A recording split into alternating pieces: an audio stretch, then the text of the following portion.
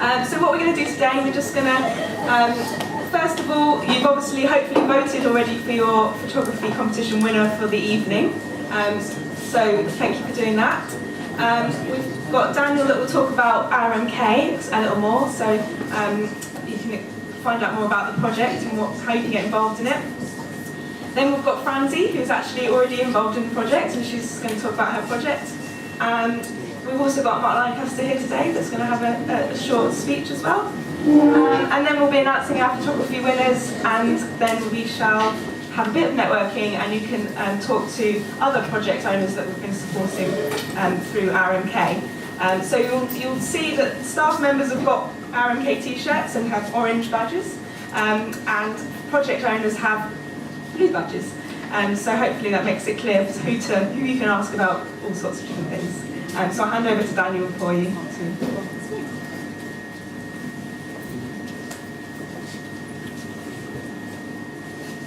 Stand here because I haven't got a loud enough voice. Well, I do, but there we go. So, welcome again to our networking / photo competition / RMK evening. My role today is to tell you a little bit about RMK, how the scheme works, what it's about, and how you can apply for some funding if you would like some.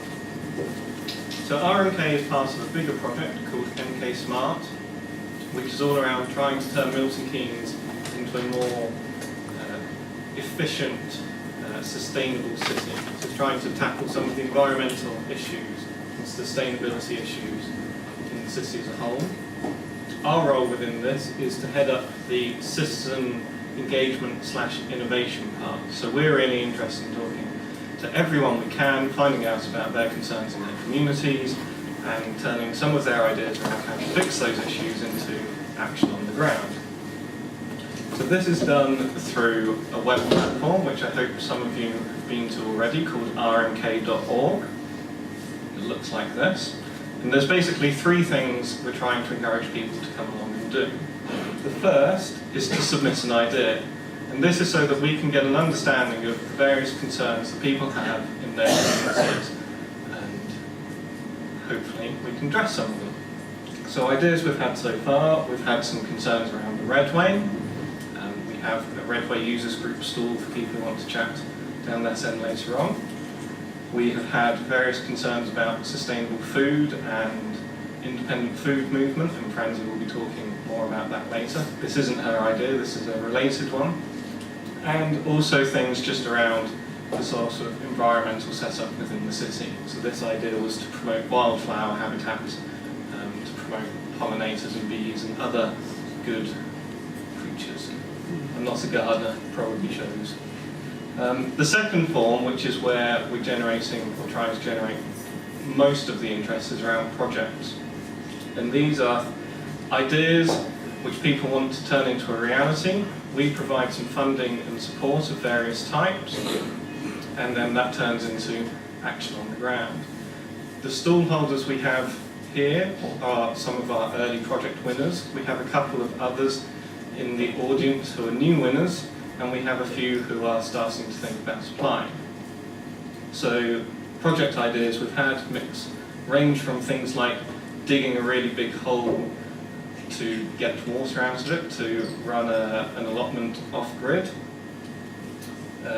using Raspberry Pis as a community workshop on teaching digital literacy skills, and also installing an infrastructure within the Centre MK to help partially sighted people navigate around the shopping centre. The third thing we're trying to encourage people to do is volunteer on those projects which are successful. So we have a number of project winners, we're going to have some more, but all of these people need help to turn their ideas into reality on the ground. They can't just do it on their own, so we're really hoping that we're going to generate some more volunteers across the city. And now I'm going to quickly run through sort of the details of how the scheme works, the competition, the funding, and all of that. So in terms of project aims, we hope that each project achieves three things. We're looking for projects which are going to change something in the city, so have some impact on the way the city runs or the community runs. They have to involve some form of technology, although we have a liberal interpretation of what that means. We're not just after sort of an app for this or a really digital thing for that, but it has to involve some form of technology. And we like to fund ideas which show the potential to either attract further funding or have a plan to run out into the future. So the idea isn't that we are supporting projects that run for 3 months and then stop. We're looking for ideas which are going to run and run and run and continue way past our involvement. Each project winner or each project applicant can ask for up to £5,000, but we are more than happy to fund smaller projects. We have a scheme running with MK Academy, which is going to be relatively small amounts of money. We also have various other forms of assistance we can provide, from technical side through to community volunteering. And preference will be given to projects which have a group already existing around them. Although again, that isn't essential, and that projects which have a very committed person who wants to build a group are also available. So, I think you all got a handout when you came in with the exact details for these, but the procedure for applying for the funding is you have to upload a project onto the website. We then like to meet with you face-to-face at least once. We run a regular workshop drop-in every Thursday starting next week. We're also amenable to meeting up one-on-one if those time slots aren't any good for you. And then finally, there is a short application form, and we have 3 dates after which we judge whether those applications are going to be funded or not.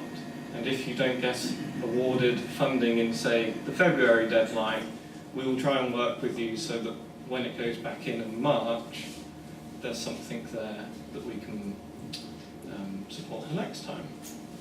So you can find out more on the website, or you can contact us on the email address, which I think again is in the pack, or come and talk to us later, come and talk to our project winners.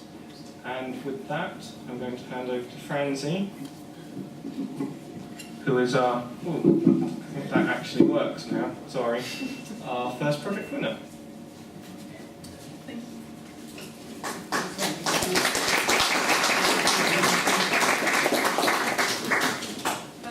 Hello everybody, I'm here to talk about my organisation MK Food Revolution, which really got kick-started through MK Smart. I've been asked to keep it to 10 minutes, so I try to be reasonably concise about everything that's happened over the last 3 months. Sorry, what's happening there? A lot has happened, but let me give you a little bit of an overview of my journey through the project. So, this is me, where I used to live in Leeds, in my little garden on my allotment. I've always been really excited about food. I love growing my own produce. The sustainability of food and where food comes from are really important to me. So this has always been a really important topic to me. And the initial idea to contribute to Milton Keynes was really to start an urban farm. And this idea is still in the making. It's just proven to be a little bit more complicated than I thought it was going to be, but it's still hopefully going to happen one day. Used to live in Leeds. I moved to Milton Keynes last July, so I had some grand plans when we came to try to connect to the local food community, to try to connect to the local beer and brewing community as well, because that's an interest of mine. But actually, when I started living here in July, it turned out that there was very little in terms of sustainable food, that there was very little in terms of organic food or ways to even find out about local businesses. I did go I did discover the local farmers market, so this is for example the one in Wolverton, but unfortunately I live in Walnut Tree, and actually for me to drive up all the way to Wolverton, it takes quite a long time to get local food every fortnight. And there are other local farmers markets. There's one in Woburn and one in Winslow, but again, these are all really far away, and I just didn't want to accept the fact that I had to buy all of my food at Tesco's. I don't really, or other similar big companies. I don't like the idea of investing my hard-earned money into a company that doesn't really value my contribution. I'd much rather invest my money into a local organization or company where I know where that money goes. It gets reinvested into the community that I live in. But overall, it was really hard to connect with local traders. I then had an idea. So in Leeds, we have this amazing thing called the Leeds Indie Food Festival, which is basically a festival that goes on over a couple of weeks every spring around May time. And for the Leeds Indie Food Festival, you can buy a passport. The passport is blank, but on the Leeds Indie Food Festival website, we've got a long list of local traders. And with your passport, you can get discounts, and you also discover loads of amazing opportunities that you didn't know existed. You can go and attend events, you get priority bookings, so it comes with loads of little perks. And I thought, why not do the same thing for Milton Keynes? So I applied to the MK Smart competition with the idea of creating a local food passport, but the passport wouldn't be blank because I didn't just want to drive traffic to the website. I wanted people to feel that if they were buying a passport for a small charge, that I actually get a lot of the value just out of the passport itself. So I wanted to have the local traders in the passport so you could know where to find them for just buying one. So I applied and then waited because the whole process took a little while. And in the meantime, I thought, why not connect with the local businesses and understand the process that they're going through by starting my own little food business. And actually, I'm hoping that a lot of you have experienced my little food business today, because my company, the Little German Bakery, actually supplied the biscuits and refreshments for tonight. So I started going to a couple of markets. I started attending Christmas fairs and met a lot of the local food traders who were all telling me, we have no way to promote ourselves. People don't know that we exist. So I felt that there was a market out there and that traders as well as customers wanted to connect. I then heard that MK Food Revolution and the food passports were actually going to happen, and that I got the funding from MK Smart.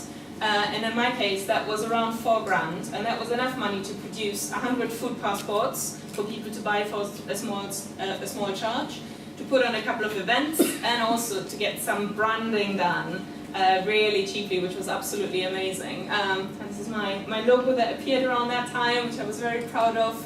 I actually built the website for the project myself through a really easy system that I'd used before, and that's still what it is today. So if you've taken a flyer, or if you want to come and talk about the project, I'll give you a flyer. This is what the website looks like.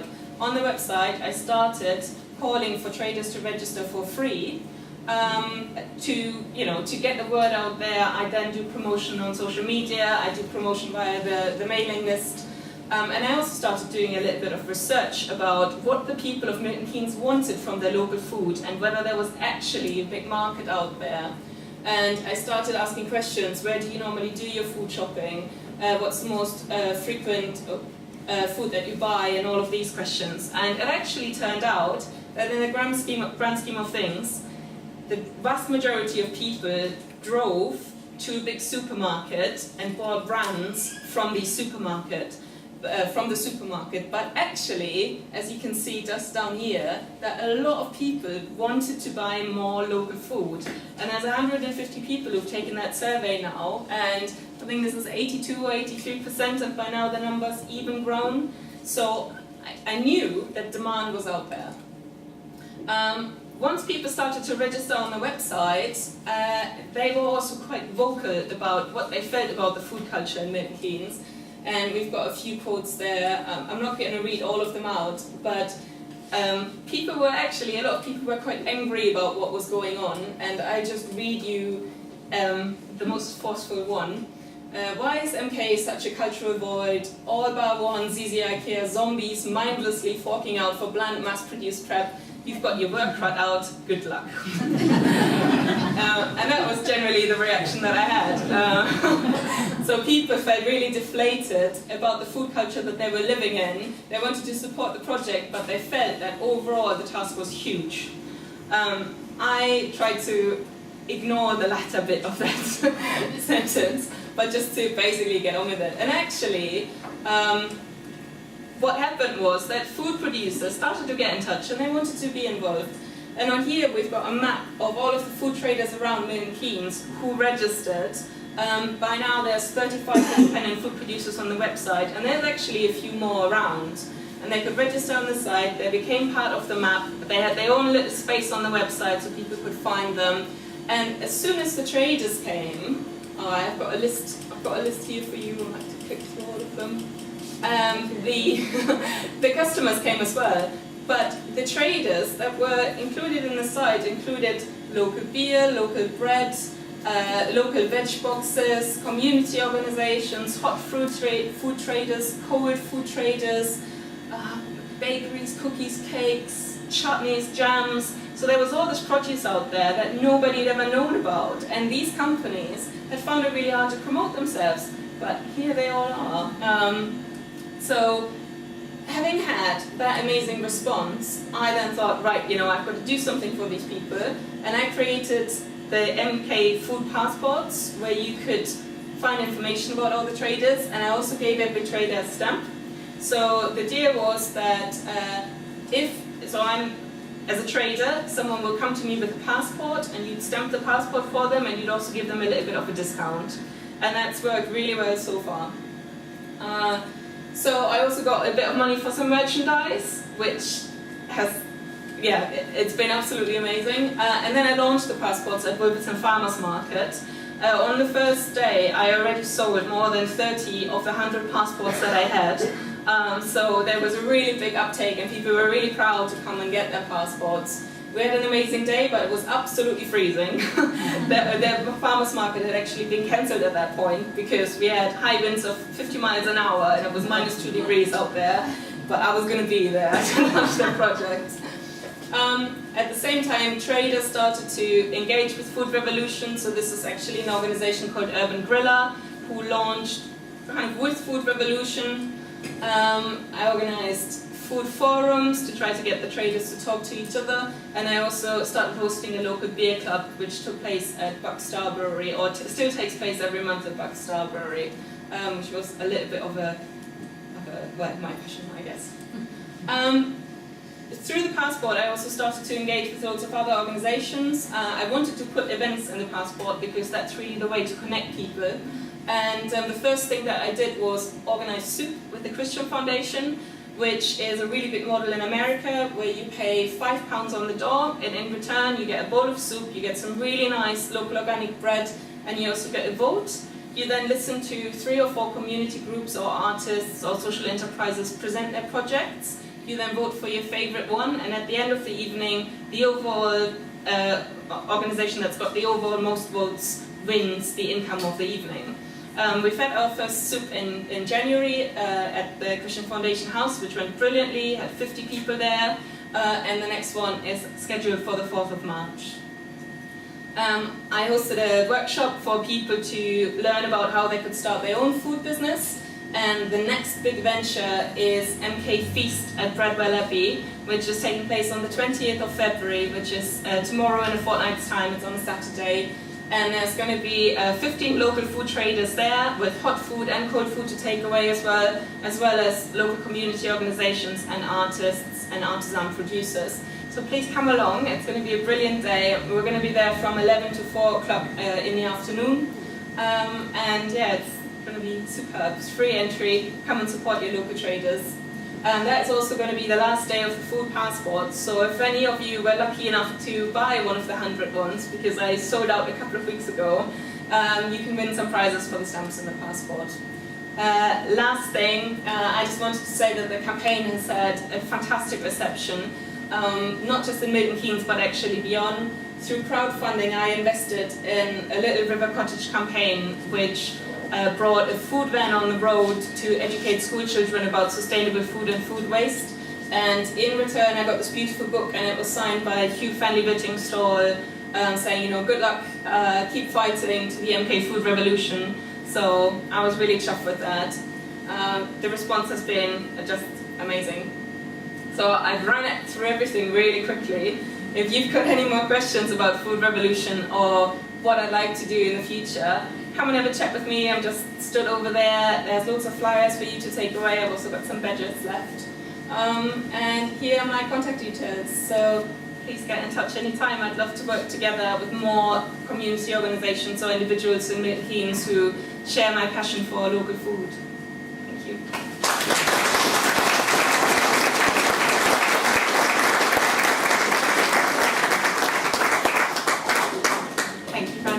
I'd just like to welcome up Mark Lancaster to say a few words as well.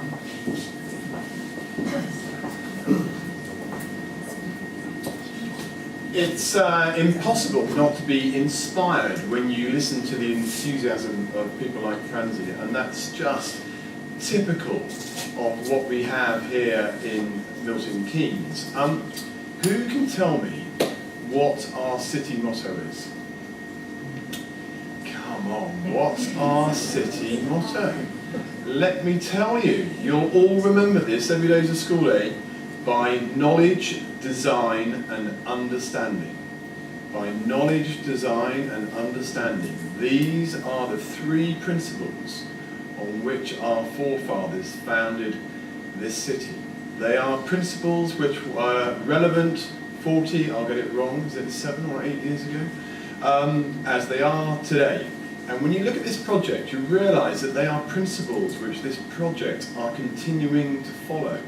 What I love about Milton Keynes is that to the outside world, we are this very shiny, new, modern city that everybody's heard about. They've all got preconceptions, and yet our tentacles spread across the world. And locally, well, far beyond Milton Keynes. Only yesterday I found myself in Her Majesty's Prison Grendon. I should say that I hadn't done anything wrong, and they did let me out eventually. But I was there in my role as the Veterans Minister, because of the work they do with veterans. And as I walk into the prison, I am confronted with a sign with Milton Keynes College. It was so proud to see how we are stretching out from this bed. But what's fantastic about Milton Keynes is that underpinning all of that shiny, modern image are these key, local, passionate projects, as we've just seen one, which are the drivers and the foundations as to how we are going to move forward. It's 11 years since I gave my maiden speech in the House of Commons. I'm sure you've all not read it. I don't think I've ever read it since. But in that speech, I talked about our motto, by knowledge, design and understanding, and how through careful planned growth, we will continue to be a successful city. And projects like this absolutely underpin those values and really are how we will move forward. We are award-winning. This is the most fantastic project. It's won many awards. I'm so pleased to see all of you here this evening. I've been following it very carefully. Please contribute. Please participate. As somebody who is responsible for handing out, I think, just over £10 million of libel fines for projects for the military covenant, I don't envy those who are going to have to decide which projects get the funding. But do participate, do join in. Many congratulations for all of those who have been involved, especially the support from both national and local organisations, from BT, the OU, to many smaller community organisations as well. This is really going places and has already been recognised as such, both nationally and internationally. So thank you for inviting me to come and say a few words this evening. I certainly intend to do my bit to support, and I hope that all of you do as well. Thank you.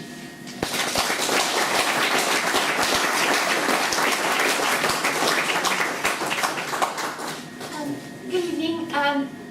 This is the exciting part of the event. We'll be announcing the winners of the MK Smart Citizens Photo Competition, and I wanted to say thank you to all of the photographers that took part in the photo competition. So we have 3 prizes that we'll be delivering and announcing today. The first one is the judges' choice. So we had a panel of judges that made the decision at the beginning of the year about the photo that they thought best represented a vision of MK as a smart city. And the winner of this category is the photograph, which is The Future is Solar. It's photographed by a local photographer, I believe, that lives in Wolverton. And the photograph was kindly provided by Wolverton Community Energy Project. And is representing one of their buildings with solar panels installed in Kiln Farm on a building that belongs to MK Community Foundation. So I'm going to hand in the prizes, and this is one of the prizes is vouchers for Centre MK worth £100, Another prize, probably the most exciting one, is a 10-week long course, this photography course that is provided by the Open University and Royal Photographic Society. And the third prize within this judges winner category is a very lovely professional backpack. So if I could ask Marie from Wolverton Community Energy to come in and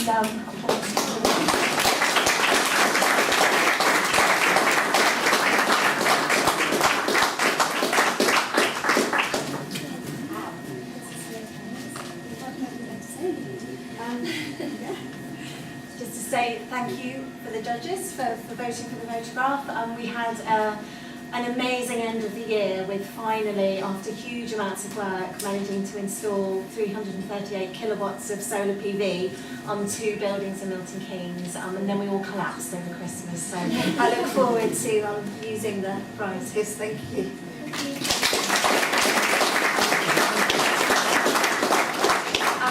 The second category is an online winner. So as you might know, we've had a website, microsite, set up for the photo competition, and citizens have been able to vote online. And if you've been on the website today, you've probably seen that the winner of that category is a photograph by Paul Bond. The title of it is Take Action, Think Smart, One Future, Our Future. I don't know if Paul is here with us today.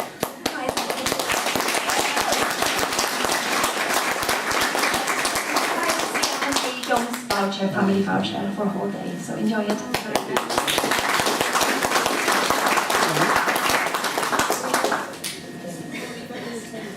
Oh, sorry, to count the votes. Exactly, sorry. Well, can Daniel check the number of votes, please, On the website, thank you, sorry.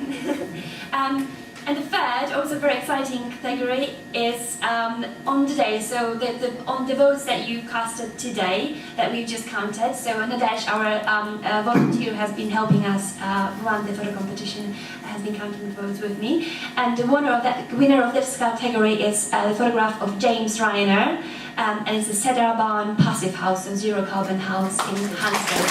And very pleased to with us this evening. I don't think he is, so we will pass a prize to him, and this is basically a voucher for the local photography studio, Venture Studios.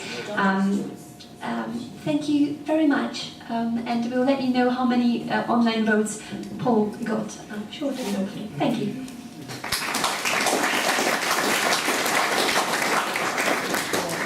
That's it for the actual presentation part. So I'd encourage you to have a look at the different stalls that we have for the projects that are being supported so far, and come and talk to any of us in the white t-shirts about if you have an idea. We'd love to sort of hear it. So obviously networking with each other would encourage as well. So enjoy the rest of your evening. Thank you.